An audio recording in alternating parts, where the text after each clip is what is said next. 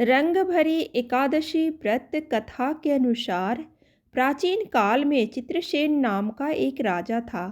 उसके राज्य में एकादशी व्रत का बहुत महत्व था। राजा समेत सभी प्रजा एकादशी का व्रत बहुत ही श्रद्धा और भावपूर्वक किया करते थे। राजा चित्रसेन को आमल की एकादशी के प्रति बहुत गहरी आस्था थी।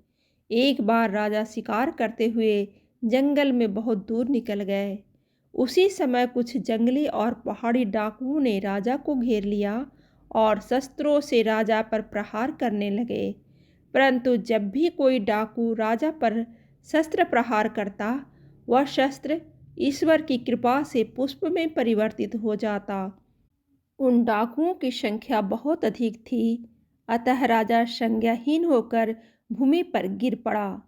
उसी समय राजा के शरीर से एक दिव्य शक्ति प्रकट हुई और उस दिव्य शक्ति ने समस्त दुष्टों को मार गिराया और वह अदृश्य हो गई। जब राजा की चेतना लौटी तो सभी डाकुओं को मरा हुआ पाया। यह दृश्य देखकर राजा को आश्चर्य हुआ। राजा मन ही मन सोचने लगा कि इन डाकुओं को किसने मारा होगा। तभी आकाशवाणी हुई, हे राजन, यह सब दुष्ट तुम्हारे आमल की एकादशी का व्रत करने के प्रभाव से मारे गए हैं। तुम्हारी देश से उत्पन्न आमल की एकादशी की वैष्णवी शक्ति ने इनका संहार किया है। इन्हें मारकर वह पुनः तुम्हारे शरीर में प्रवेश कर गई।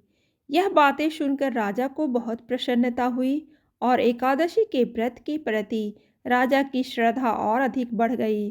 राजा अपने देश वापस लौटा और राज्य में सबको एकादशी का महत्व बतलाया और इस एकादशी की कृपा से राजा पुनः सुखपूर्वक राज्य करने लगा।